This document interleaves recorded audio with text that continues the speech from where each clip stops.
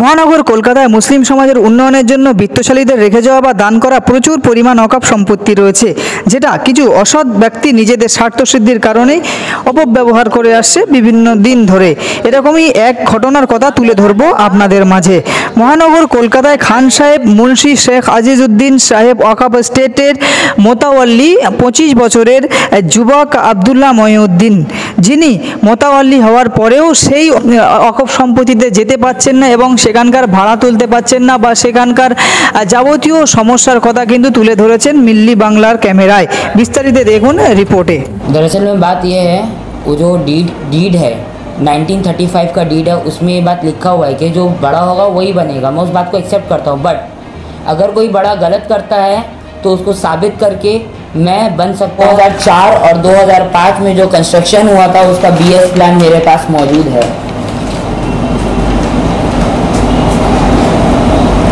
उसके अंदर में से 3 तल्ले का BS प्लान पास हुआ था, जिसके अंदर में इन लोगों ने कहा, ये BS प्लान आप लोग देख सकते हैं मेरे पास मौजूद है, 3 तल्ले तक का है और उसके ऊपर बनाने का कोई वो नहीं है। कौन पास किया इसके अंदर मेंशन है, मुतवल्ली शेख मोहम्मद मोहिउद्दीन के हाथ का पास हुआ हुआ। उसके बाद कोई कंस्ट्रक्शन हुआ नहीं है। अगर करना होता तो उस टाइम कर लेते मेरे वालिद साहब, क्यों नहीं करे? उनको नहीं करना था। ये देखिए, ये 3 पार्टनर थे, एक थे छोटे भाई मेरे वालिद साहब, छोटे भाई, दूसरे जमाल भाई और तीसरे मंसूर भाई। किस तरीके से ये इसको कहते हैं हिसाब। एक प्रमोटर इस तरीके से हिसाब देता है। देखिए, जो मेन ओनर है उनके पास कितना आया है, सिर्फ और सिर्फ 29 लाख रुपए, और बाकी 1,50,00,000 रुपए मंसूर भाई, मंसूर हसन साहब कौन है, और MS जमालुद्दीन साहब 28 लाख रुपए। चलो ठीक है, मेरे पास तो एग्रीमेंट नहीं है। उन्होंने कहा जमाल बर्तन वालों के पास एग्रीमेंट है। इस बात का भी मेरे पास एविडेंस है। मैं चाहूँ तो रिकॉर्डिंग सुना सकता हूँ, अगर आप चाहें तो मैं आपको रिकॉर्डिंग सुना दूंगा, ऐसी कोई बात नहीं है। और रही बात, उन्होंने जो कहा कि हाँ, प्रेस में उन्होंने सरासर झूठ बोला इस बात का कि यहाँ पे जो अपने प्रेस में उन्होंने कहा वो सारी बातें झूठे हैं। उस बात का भी मेरे पास एविडेंस है। उन्होंने खुद इस बात को एक्सेप्ट किया है कि प्रेस में जो हमने कहा वो झूठ बात बोली है। मैं चाहूँ तो उस बात को रिकॉर्डिंग में सुना सकता हूँ। ये लेटर जो आप लोग देख रहे हैं मेरे टेनेंट की तरफ से मुझको मिला है, ये बोल करके कि हम लोग आपका जो लेटर है उसको रिफ्यूज़ करते हैं। ये मेरे चाचा ने एक फॉल्स लेटर बना के मुझे भेजा है। फॉल्स सिग्नेचर इसमें हुए हैं, क्योंकि टेनेंट ने खुद एक्सेप्ट किया कि जो लेटर आप हमें दिखा रहे हैं ये एक फॉल्स लेटर है, हमने कोई ऐसे लेटर पे साइन नहीं किया। और लेटर तो, और टेनेंट तो खुद हमें कह रहे हैं कि आप हमको बिल दीजिए, हम आपको रेंट देंगे। तो ये किस बात का रिफ्यूज लेटर मेरे को मिला है? मेरे चाचा शेख मोहम्मद शरफुद्दीन साहब की तरफ से मिला ये लेटर। एक तरह का फॉल्स लेटर मुझे मिला, एक 100 कैनिंग स्ट्रीट से और एक 1 तारचंद दत्ता स्ट्रीट से, दोनों जगह से मुझे लेटर भेजा है। देख सकते हैं आप लोग, ये देखिए, देख सकते हैं आप लोग। और रही बात नारकल डांगा की, तो मेरे वालिद साहब अपनी ज़िंदगी में बहुत लड़ाई करे इसके लिए। आखिरकार लड़ाई करके 2010 में जब उनके पास वो प्रॉपर्टी उनके हाथ में आ गई थी, तो एक डेवलपर आता है, वो बोलता है कि हमें आपके साथ एक एग्रीमेंट करना है जो आपकी ज़मीन को हम डेवलप करेंगे। 2010 के बाद से वो ज़मीन पे मेरे बाप का जाना दुश्वार कर दिया लोगों ने, मेरे ताया ने, मेरे जमाल साहब ने और बाकी और लोगों ने डरा के कि आप मत जाइए।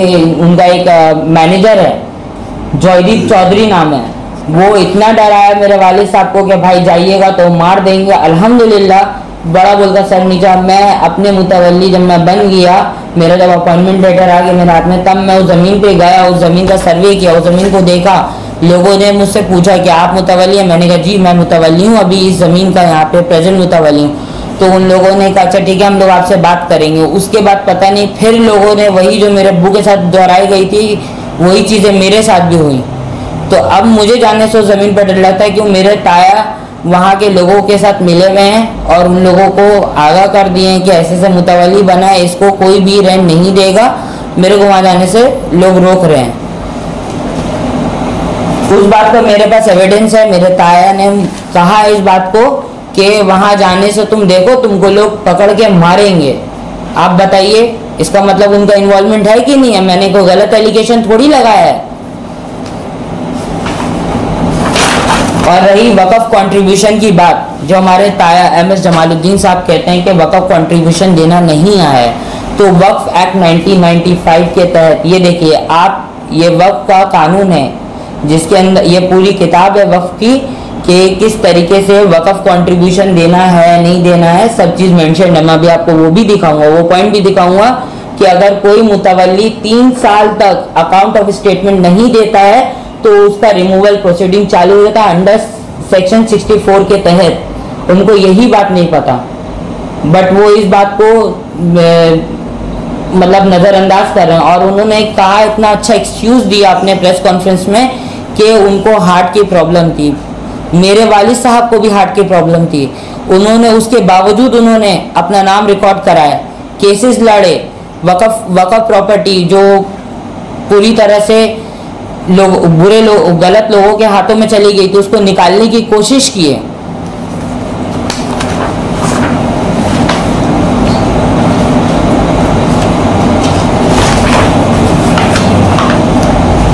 ये देख सकते हैं आप पॉइंट नंबर 57 एनुअल रिपोर्ट। अगर 3 साल तक कोई भी मुतवल्ली अपना वक़्फ़ कंट्रीब्यूशन नहीं देता है, अकाउंट और स्टेटमेंट नहीं देता है, तो उसको हटाने का पूरा प्रावधान है इसके अंदर में।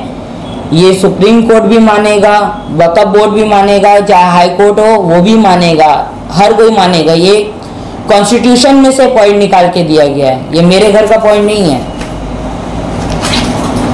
और एनुअल कॉन्ट्रीब्यूशन पेबल बाय मुतवल्ली, ये भी आप लोग देख सकते हैं। उसके अंदर में मुतवल्ली को पे करने का राइट है बिल्कुल, वो चाहे किसी भी वक़्फ़ प्रॉपर्टी का हो, चाहे वो चैरिटेबल ट्रस्ट हो, चाहे वो कोई प्राइवेट प्रॉपर्टी हो, किसी भी प्रॉपर्टी का हो, उसको देना पड़ेगा। वो नहीं देगा ऐसा कहीं नहीं है। और हमारी डीड में भी इस बात का मेंशन है कि मुतवल्ली को वक़्फ़ कंट्रीब्यूशन देना है, टैक्सेस देना है, सब चीज़ों का उसमें मेंशन है। बट वो लोग सिर्फ एक पॉइंट निकाल के हर बार रखते हैं कि जो भी बड़ा होगा वो बनेगा। क्यों? आप एक बात क्यों बोलते हैं और बाकी बातें कहाँ चली गई?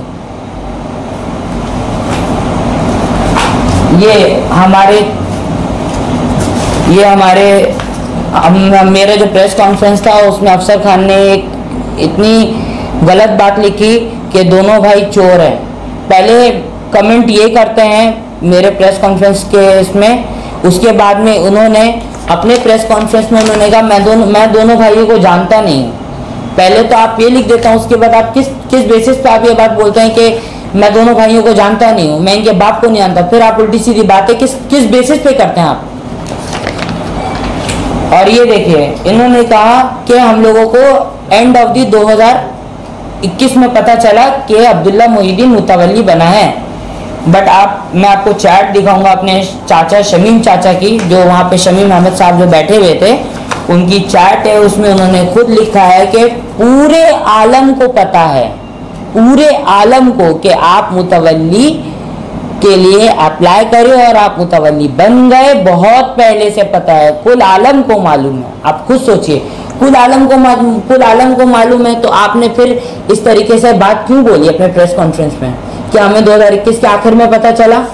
और रही दूसरी बात, उनकी जहनियत देखिए कि वो कहते हैं कि वक़्फ़ प्रॉपर्टी तो बेची जा सकती है। आपको तो मैंने उनको चैट में एक बात कही कि वक़्फ़ प्रॉपर्टी बेची नहीं जा सकती है। देखिए आप देख सकते हैं, ये जब का मामला है, जब अखबार मशरिक़ में आया था, मैंने उनको चैट में ये बात का जिक्र किया था फोटो को स्वाइप करके कि ये जो है वक़्फ़ प्रॉपर्टी बेची नहीं जा सकती। तो उन्होंने कहा नहीं ऐसा कुछ नहीं, आपको वक़्फ़ के कानून का कुछ खबर नहीं है। फिर उनसे मेरी वर्बली बात हुई तो उन्होंने कहा बेटा आपको नहीं पता, प्रॉपर्टी बेची जा सकती है, उसका अपना एक तरीका है।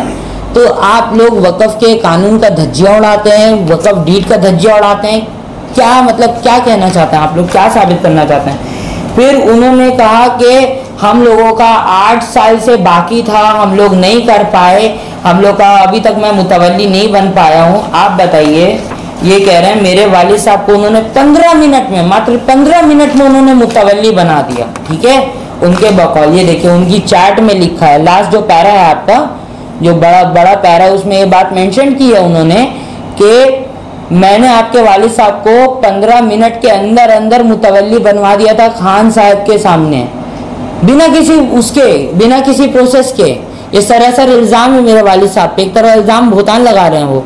मेरे पास उनका भी एविडेंस रखा हुआ है, मेरे पास उसका भी एविडेंस रखा हुआ है। और रही बात अब मेरे जो चाचा जो हैं, जिनका उन्होंने ये कहा है कि वो अंधेरे में रहे, खाना उनको नहीं मिला, उसका भी मेरे पास एविडेंस है। देखिए, जब मेरे अब्बू के जो बड़े भाई था उनका इंतकाल हुआ, अजीमुद्दीन साहब, शेख मोहम्मद अजीमुद्दीन साहब का जब इंतकाल हुआ, तो उसके बाद से मेरे वालिद साहब उस जगह को अपने अंडर कंट्रोल में लिए, वो मुतवल्ली का ओहदा संभाले। उसके बाद से उन्होंने तकरीबन 3 साल उन्होंने उस जगह में पैसे दिए, मेरे चाचा को भी, मेरी ताई को भी, मतलब जो अजीमुद्दीन साहब की वाइफ थी और उनके बच्चों को, सादिया अजीम को, उन्होंने कितने आराम से कह दिया कि नहीं पैसे नहीं मिलते थे। आप देख सकते हैं, देखिए घर के गैस के लिए बिल कौन देता है, घर पैसा। और उसके बाद में मैं आपको उनका भी दिखा देता हूँ, सादिया अजीम को भी दिखा देता हूँ, जिनको उन्होंने पैसे दिए घर के लिए, घर खर्चा चलाने के लिए। देखिए, आप देखिए, पहले उन्होंने पैसे लिए, उसके बाद उन्होंने साफ साफ झूठा एक कार्रवाई करके मेरे मेरे वालिद साहब को फंसा दिया वहाँ पे वक़्फ़ ट्राइब्यूनल में जाके केस किए। उसके बाद उनको क्या हाथ लगा वो मैं आपको दिखा देता हूँ। ये देखिए, ये मेरी चाची सादिया अजीम ने केस किया था मेरे वालिद साहब के ऊपर में।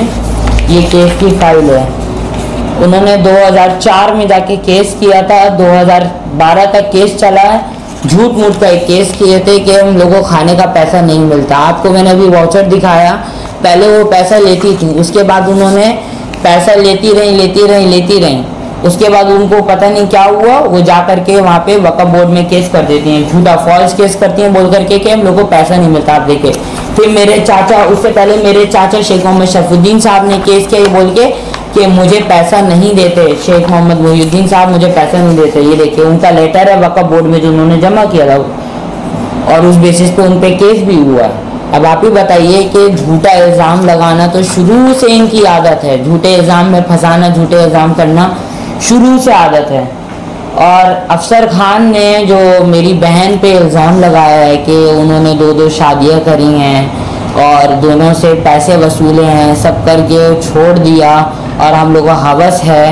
मैं आपको एक छोटा सा प्रूफ दिखाना चाहता हूँ कि अभी इस वक्त सियालदा कोर्ट में केस चल रहा है 498 के तहत, और बाकी मेंटेनेंस और डाउरी वगैरह का, क्योंकि उन लोगों ने मेरी बहन के साथ जुल्म ज़्यादती करी, मेरी बहन को घर में रखने से मना कर दिया, रातों रात घर से निकाल दिया। आपको सोचिए, रातों रात घर से निकाल दिया मेरी बहन वीरान सड़कों पे।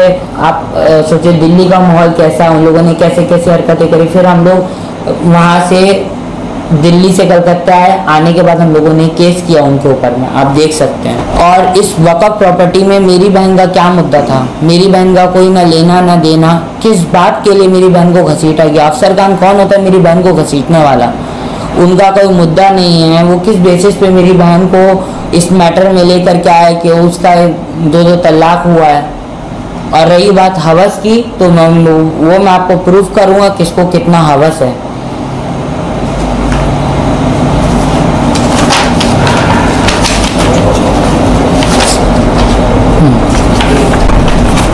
ये देखिए, आप देख सकते हैं, ये मेरे वालिद साहब के इंतकाल के बाद मेरे चाचा मुझे इतना सता रहे थे, हम लोगों ने लेटर्स भेजा था, बहुत सारी जगह हम लोगों ने लेटर लगाया था, श्री ममता बनर्जी को और भी लोगों को लगाया था।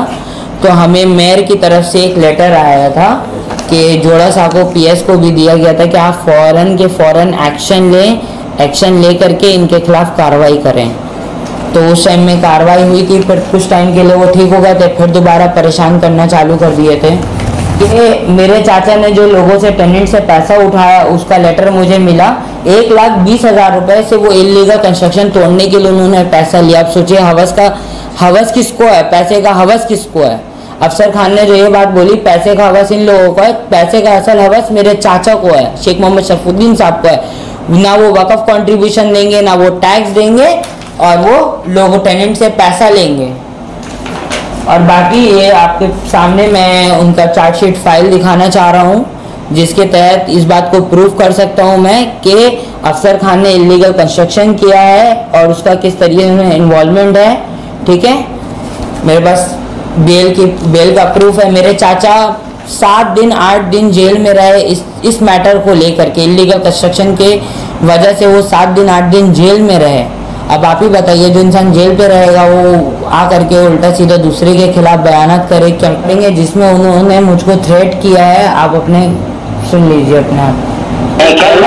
मगर एक बात बता रहे हैं, अपने आप को बचा के रखो, अपने आप को अच्छे से रखने का कोशिश करो, वरना याद रखो जो लोग ऐसा किया ना वो बहुत मुसीबत में पड़ा है। इस खानदान के अंदर जो लोग अगर ये किया वो बहुत मुसीबत में मुझे धमकी दे रहे हैं चाचा। मतलब उन्होंने इस तरीके से कहा है कि जो भी खानदान में ऐसे, मेरे वालिद साहब लीगल वे में गए, लीगल बात करना चाहा तो उनको भी डरा धमका करके उनको भी रोकने की कोशिश करी इसी तरीके से। और आज अगर मैं खड़ा हुआ हूँ कानूनी तौर पे तो मुझे भी डरा रहे हैं, धमका रहे हैं कि तुमको ऐसा कर देंगे वैसा कर देंगे। उनकी है रिकॉर्डिंग जिसमें उन्होंने ये बात कही है कि अगर चाहेंगे तो हम लोग फंसा सकते हैं। इस तरीके का वर्ड इस्तेमाल कर रहे हैं, किस लिए इस्तेमाल कर रहे हैं? और मैं तुम्हें एक बात और बोलूँगा, तुम लोग बच्चे हो मेरे सामने, जी जी बात सुन लो। मामला हमारे भाई का नंबर है ना, वहाँ जहाँ तक हो आपस में बैठा के हो जाए तो ठीक है, आकर मदद माना। आपस तुम्हारे भाई को फंसा दिया किसी केस में, बात सुन लो ही लो। नंबर क्या? मतलब उन्होंने कहा है कि अफसर खान का एग्रीमेंट मेरे चाचा से हुआ, इस बात का सबूत है। और वो किस तरीके से क्या हुआ वो सारी चीज़ें आप उनकी ज़ुबानी सुनिए, मैं अपने ज़ुबान से कुछ नहीं बोलूँगा ताकि आपको पता लग जाए कि असल हकीकत क्या। उनकी रिकॉर्डिंग मैं आपको सुनाने जा रहा हूँ। टीम बनाने के बाद जो बना दिया उसके बाद एक पल्ला जो है और वो मेरे सामने सजा हुआ बनने का बात था तो छोटे चला गया दुनिया, ठीक है, वो नहीं बना, ठीक है। अब वो ये जमाल भाई इसको अफसर को देके बनवाया गया उसको, ठीक है, अफसर को देके बनवाया गया तो अफसर जो है ना वो इसको बना दिया। बनाने के बाद 2 फ्लोर जो है वो मुन्ने से सेटल कर लिया खाली 50 लाख रुपये में, कि हम 50 लाख रुपये आपको देंगे और ये दोनों फ्लोर हम लेंगे बना के हम बेचेंगे, आप खाली बिल काट दीजिएगा, भाड़ा आप उठाइएगा। ये हमको सुनने में आया जैसे वो किया है। तो वो 50 लाख रुपए में क्या किया कि वो उससे सौदा करके 50 लाख रुपए में वो दोनों फ्लोर को दिया, बना के तुम बेचो, बेच के उठाओ पैसा, हमको भी दो 50 लाख रुपया और तो उसका भाड़ा जो उठेगा वो सब मेरा होगा। मुन्ने बोला वो सब मेरा होगा। ये बात होके बताओ तुम्हें हमको 2 फ्लोर 4000 स्क्वायर फीट का अगर हम कम से कम पकड़ते हैं तो 3 करोड़ 20 लाख होता है, माने 4000 का 8000 करके कितना होता है, 8 4 32 है, तो 3 करोड़ 20 लाख रुपया वो सिर्फ 50 लाख रुपए में आप सौदा कर दी उसको। अरे ठीक है 50-50 में करते भाई, आधा तुम्हें जैसे हम किए था मंसूर लोग के साथ, 50 हमारा 50 आपका। तो बात ऐसा है कि हमको नहीं रखेगा, हमसे बात नहीं करेगा, जो दिन में आएगा करेगा। उसके बाद वो मंसूर को भी उसमें ढूंढा लिया। अब मंसूर अलग हुआ है, वो बोल रहा है सुना के मंसूर के बारे में बोला वो भी पैसा दिया है, ये क्या वो क्या क्या अल्लाह को मालूम। हम बोला हमको ये बात सुनना नहीं है, जो चीज को खड़ा किया वो देखने से आज अफसोस लगता है कि वो बहुत मेहनत किया उसने, 10 साल मेहनत करके हम 10 साल उसको सिर्फ टेनेंट लोग को हमको मनाने में लगा, और कैसे मनाया टेनेंट लोग को, कैसे इसको वो हम जानते हैं, मेरा अल्लाह जानता है। मेरा जो होता है अलग बात है, छोड़ो जो हो गया वो हो गया। हम और उसके लिए जो गुजर जाता है उस बात को सोचते नहीं है, क्या हुआ वो हुआ। देखिए अब वो बोला कि वो दो हमसे ये बोल, मेरा बच्चा हमको कोई बात बता, वो बहुत गंदा बोला, वो मुन्ने तक को गाली दिया है, मालूम है, सड़ा गाली दिया है मुन्ने को। हमको सुनने में आया कि वो उसकी बेटी को, बताओ ना कोई अभी दुनिया में ऐसा होगा नीचा जो अपनी बेटी को गाली सुनवा के मार खेल रहा है। तो आगे हमको सोचो, इस बात को सोचो। ये मुन्ने कौन सी बेटी आयशा को, आयशा तो सुना उससे शादी करने वाली थी, क्या करने वाली थी, क्या था क्या नहीं था, दुनिया का सारा बेहुदा बात। हम बोला कान में उंगली दे दिया, बोला आपको नहीं सुनना है। तुमको मालूम है क्या मुन्ने के कोई एक बेटी जो बड़ी साना था वो एक अच्छा जगह शादी हुआ था, हम वहां पर गए, दूसरी बेटी के शादी में हम नहीं गए, तो हमको देख के दुख हुआ कि क्या हम लोग का खानदान था और क्या हो गया। ये तुम्हारे दादा का आन और शान तुम लोग देखे नहीं हो, वो जैसा आन शान बान वाले आदमी थे। ये जो कचरा है ना, इसीलिए हम बोलते हैं कि अगर इंसान अगर कचरे में जाके वो गंदे नाली में ढेला मारेगा तो छींटा आदमी को पड़ेगा। बात क्या है कि ये जो इसको पाला है ना मुन्ने, और पाल के जो इसको खाना चाहिए, मुन्ने की भी जान का अलग का हड्डी है, तो इसको निकालना बहुत मुझे भी जानती हो। वो भी मतलब 16 के 80 लाख रुपए का क्लेम कर रहे हैं मुन्ने के ऊपर के, तो हमको 80 लाख रुपए दो, क्योंकि तुम्हारे वजह से तुम्हारा भतीजा है वहां पर जाके ये सब कर रहा है। तुम हमको 80 लाख रुपया दो, नहीं तो हम तुम्हारा जान नहीं छोड़ेंगे। वही तो हम तुम्हारा सब प्रॉपर्टी खा जाएंगे। हमको तो 80 लाख रुपया आपको दो, इसलिए कि तुम्हारा भतीजा जी। हेलो, जो लगाया, सुनो ना, कह रहे हैं कि 80 लाख रुपया मेरा खर्चा हो गया है। मुन्ने मियाँ को बोल रहा है, सुना है कि तुम हमको पैसा दो, नहीं तो बहुत बुरा हो जाएगा। 80 लाख रुपया कहाँ खर्चा कर दिया भैया? बात है ना, जब वो कंप्लेन हो गया ना तो सारा आदमी को पैसा ही खाया, पुलिस पैसा खाया, कोर्ट में कॉर्पोरेशन सब उसको बचाने के लिए पैसा खाया, इसीलिए तो नहीं टूटा ना अभी तक। केस हो गया, टूटा नहीं है। कोर्ट क्या होगा, कोर्ट में केस होगा, उसके होगा, फाइन लगेगा। अब 80 लाख रुपए के तो ये 2 टोकरे जो कमर्शियल एरिया इसका भी खर्चा। उनकी बात सुनिए, अब जब दूसरा